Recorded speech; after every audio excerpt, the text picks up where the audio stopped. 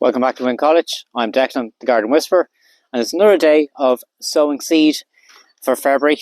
I am wearing the same jumper. I'm recording these all the one day because I've worked during the week too, so just as easier. So peas now, like sweet pea, they like a long pot to be in ideally. Now that's not always the case. Now, you can use toilet roll, kitchen roll, that type of thing. You can and it won't cost you a penny. I have these pots here. There's a good 3-4 inches on them. That's fine.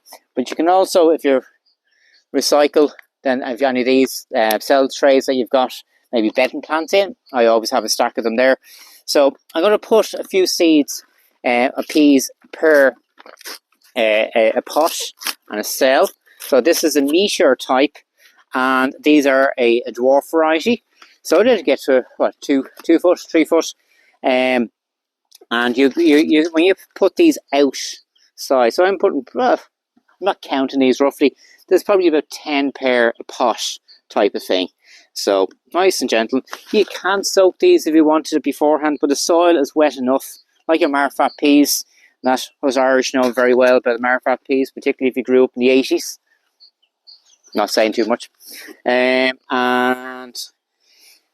you swell them up overnight before cooking, just get the moisture back into them, because these are dried out, but they'll soak up the moisture in this compost very well, very quick. So I'm going to be putting these inside for now.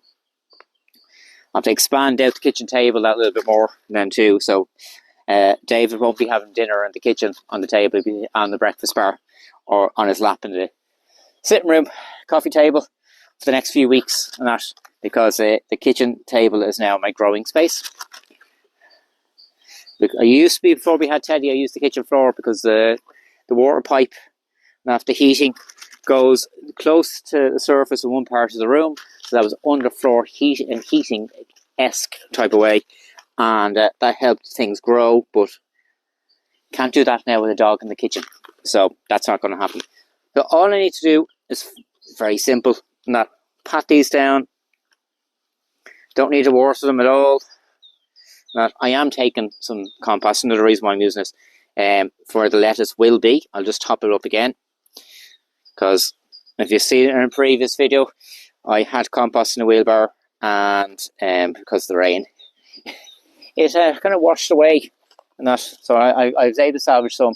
Like, I just poured it out into a bed, so I haven't wasted any of it, and that. So one thing I'm trying to do as much as possible is reduce, reuse, recycle.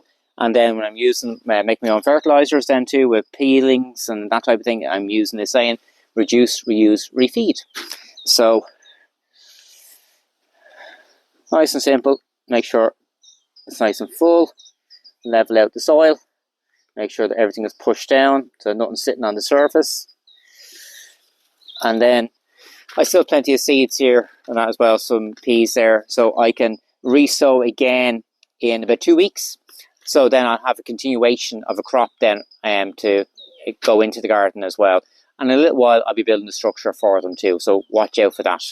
So hope you're enjoying these videos. Oh, there's a bag blown by. Hope you're enjoying these videos. Let me know if you've been doing the others. Have you got the shopping list ready? And then any other questions, feel free to throw them in. Have a good day. Get sowing.